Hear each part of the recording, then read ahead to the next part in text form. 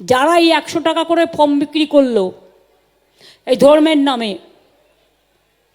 আপনাকে বাংলাদেশি প্রমাণিত করে দিল এবং ক্যাশ সার্টিফিকেট দিয়ে বলে আরও 800 টাকা করে নিল ক্যাম্প করে। তাদের কেউ কেউ নাকি এখন দেশে নেই, বিদেশে চলে গেছেন ঘুরতে।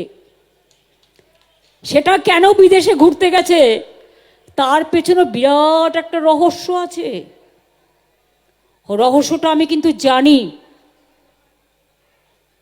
তৃণমূলের কেউ কিছু না করলেও তাকে জেলে ঢুকিয়ে দাও, আর বিজেপির মন্ত্রীরা চুরি করলেও বিদেশে পাঠিয়ে দাও। বিচারিতা কেন পালিয়েছে? তার কারণ নিজেকে সেভ করার জন্য। যতই সেভ করার চেষ্টা করুন, রেকর্ড কিন্তু আমরা পেয়ে গেছি।